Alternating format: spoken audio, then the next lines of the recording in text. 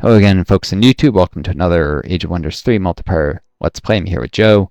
Just doing a battle to murder these bards and hopefully not lose units. I'm trying to keep a good distance from them. Keeping in mind that these cheetahs can close a lot of distance and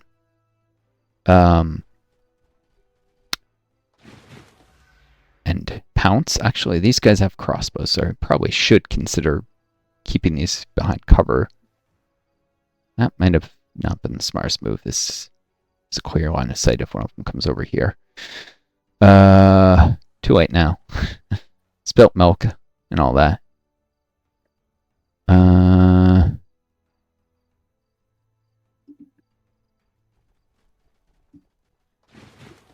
If there was a unit there in attack, it'd most likely be that one.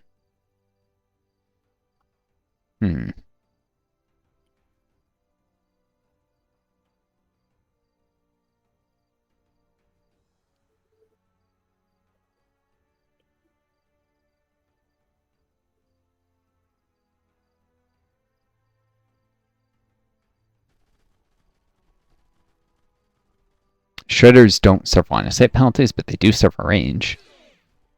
Good thing I didn't target the this one. My crit would have been overkill. Especially if I inflicted bleeding, which I did. Oh, you were saying stuff, Joe. I didn't want to... Still there? Yes. Oh, okay. I didn't want to... You just got quiet. I'm like, did I...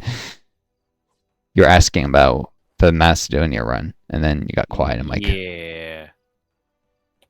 I don't think I have any questions. I'm just... I'm curious what Macedonia's like now. Honestly. How much through line there is to ancient Macedonia? Oh, not much. But no. They still do it because, you know, with the breakup of Yugoslavia, you had all these little nationalist elites who had to create unique cultural myths to justify why they had to tear apart Yugoslavia and sometimes commit genocides. They didn't have to, but, you know, they wanted to justify what they did. So you had all these nations, you know, the Serbs, the people of Kosovo, Macedonia, you know, the Croatians, the Slovenians, Montenegro, Herzegovina, Bosnia, like they all, you know, broke apart. And they didn't all, well, they probably all committed war crimes during the wars, though some nations did it worse than others. And there's political propaganda with the ones that are more pro-Western, their crimes are minimized, and the ones that were more pro, like, still trying to maintain some semblance of socialism, although that eventually failed. Their crimes are trumped up because of propaganda, but they all did horrible things, so there's no point in... Yeah. This law is committed unspeakable acts against nature. They're bards, so that was probably just involving having relations with individuals that... and their debauchery before they corrupt the population at large. Like, I always... They paid you to kill the bards. Yeah, I always chuckle a little when it's they've committed unspeakable acts. And you know, these people are probably very prudish, and it's probably like just engaging in positions that they don't approve of or something. I'm not gonna say more, but it's probably not that unspeakable at all what they did. Maybe exchanging currency. No, I doubt that. There's a clear sexual undertone to these things. Well, yeah, that's what I meant. Alright, I can get a chariot or 68 gold. The chariot is worth more, but I could probably recruit him at higher... And I am really short of money, and chariots are tier 2. I'd probably rather recruit more tier 1 units. Question is if I can clear some sites with the help of a chariot.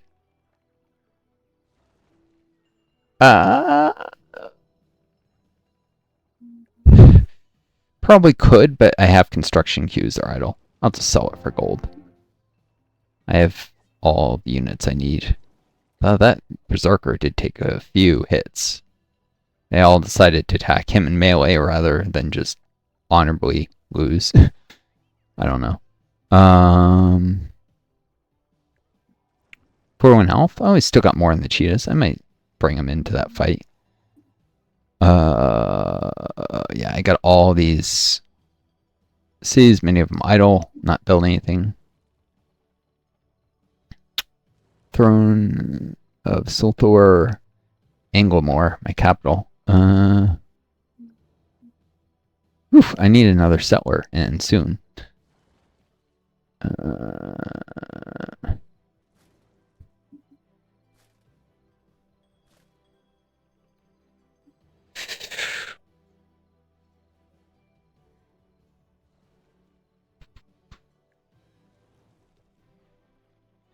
Alright, looks like there's just a tomb to explore there. Alright,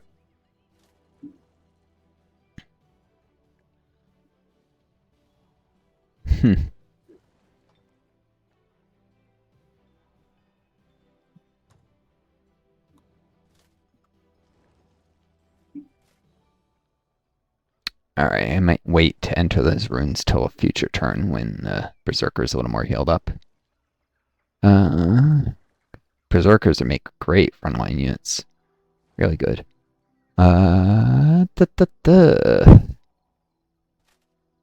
Cheetah can move to support that garrison of this little fort near Eleanor.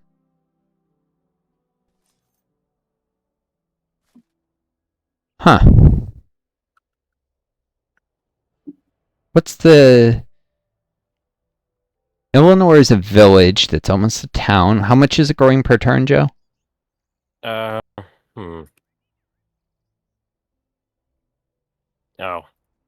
I can't seem to check. Yeah, we might need to save it and reload. I seem to have glitched out. I can't click on anything, and I can only move the camera by edge scrolling. I think I must have... Maybe I tabbed in and out weirdly or something. Well, then let me experiment to see who gets control of this initiate. Oh, you do. Looks like I do. Huh. Well, the garrison of that village is virtually non-existent. So... Yeah. It could use an initiate, yeah. Also, so it grows slower and doesn't, crowd... her Hori. As much. Yeah, eventually I'll put a settler there. Although it might be a while till I can get one in place. When it grows, it's going to be upset by the full rock quarry, like Frostling units anyways. So it'll gain a gold mine. So yeah, maybe it's still net positive. Anyways, now I know what that does. Let me exit out without saving, and we'll reload because you're getting bugs. Yeah, squash those bugs. I don't know. All right, let me pause it. Probably because the hotkey does something in the game. Good thing I checked. Otherwise, it would have been thinking it was recording and it wasn't, which has happened once or twice. Oof. Okay, well, we are launching again. Just begin the save and all that. So let's talk about housing market being tight, how it took me 3 months when I was no longer stable family. It was an abusive situation. I had to get out to find a more permanent housing situation than an Airbnb on a longer term lease. And I was like complaining about the housing market is too tight, and that's partly because suburbanites don't want apartment buildings going up in their communities because, oh, that's where the poor and the minorities live. If it's like a white suburban community, there's racism involved. And it's true that more oppressed, marginalized groups tend to only be able to afford apartments as opposed to, like, you know, single family homes. So, but that also prevents people from bettering themselves and send their kids to better schools and, like, clawing their way up into the middle class. The middle classes, if that was, like, you know, I mean, I know Marxists reject the term middle class. I think it's got a certain validity in certain types of analysis. It's not very class, but, you know, middle income range from entering the, you know, professional managerial classes, which some people have attempted to merge Marxist and 3-class structures, and they end up with like a 9-class system. Where there's like the professional managerial class, the labor aristocracy. Like you can get really convoluted analyses because people are trying to acknowledge that there's validity to both instead of just being willing to switch paradigms as the discussion calls for it. So apparently, if I raise militia, it goes to whoever owns the city. So I could give Joe free initiates, or actually dwarven prospectors if he wants the units. Do you want a larger army, Joe? The expensive population. Prospectors are helpful for always being able to mine. Yep. Less that I have to worry about where to do the mining, I suppose. Less micro for me, more micro for you. Otherwise, another range unit in Eleanor would be helpful with the walls there. Currently, it's only being protected by a swordsman. Yeah, it's because most things that would attack it are going to go mess with Trequium instead. Oh, that's where I have units that are probably not moving that could. Near Trequium?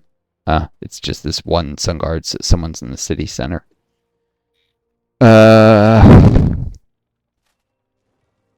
This is just an outpost of 300 pops. I'm not even sure I can raise militia there, since there's no one to raise into the militia. I think 300 is the minimum population an outpost can have.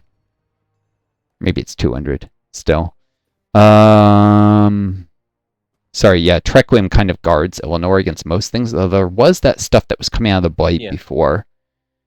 Oh, and there is a Necromancer circle, so I guess you could get some Lost Souls that poke their way up there. It's unlikely, but they could wander that way. Yeah. Which, they would probably attack like Falsuriel or that fort over there first, but it's hard to tell. Lost Souls, based on the terrain, they'll probably go for Eleanor before Falsuriel. They might go. Oh yeah. I guess they could, but you've got units at that fort. You got the 4 longbowmen and a swordsman. That's true. That'll be defended. And Falsuriel has its own defenses because it's a vassal. Vassals usually don't get attacked by hostile neutrals anyhow, so it's safe. Eleanor, a swordsman, an initiate, and are you training something in Eleanor? You're trying to select it before and it was bugged. Oh, I'm making a settler. Oh yeah, to go somewhere. I don't remember where. Oh yeah, probably between. Right, I think. Yeah, to the right. That was probably it. Into the Plains province or tile, I think. Next to the Hasteberries. Might have been, or yeah, I think that's where I was gonna put it. So it would only destroy one forest. Yeah, the forest can be regrown, but it's probably not terrible.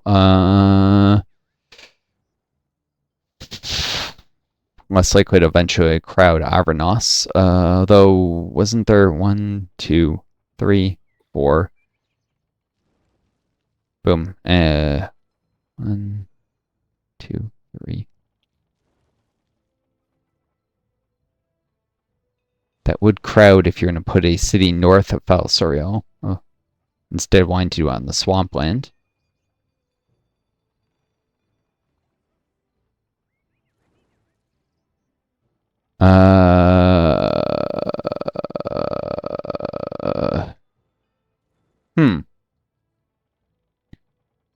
You might actually want to do it southwest of the Hasteberries. It'll destroy 2 forests there, true, but you see all those swamplands to the south? Yeah. You can wetlands. You can probably eventually just turn those into forests someday. And besides, there's room for expansion there if we don't want a city. We don't want to go too heavy into the city spam. Although I suppose it could put a little fort on the barrens just south of the wetlands and sow salt in the wetlands eventually. Drain the swamp basically. Yeah. I do unlock terraforming in a turn. Yeah.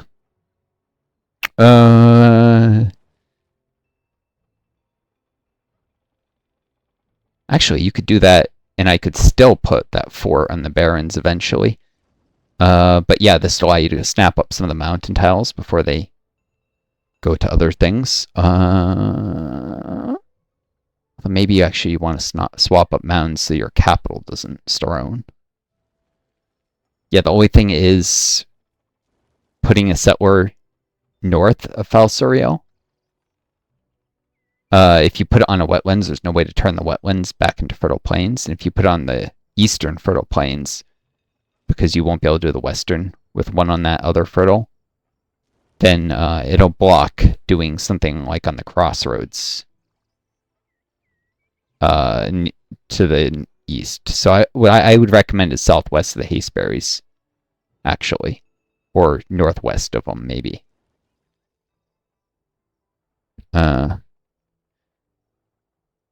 It'll destroy more forest, turn it into fertile plains, but it's not the end of the world. Human units like the fertile plains. Oh, actually, we're mostly fighting against humans, aren't we? Unless we... humans and goblins. Goblins don't like fertile plains. Oh, you know who likes fertile plains that we do have? Frostlings. If we stick some frostling armies in to like defend if we ever need it, which is iffy, but yeah. Frostlings. Their cities are quite productive. Almost as productive as Tyrant ones. And Frostlings get some nice units like Mammoth Riders and stuff. I don't know.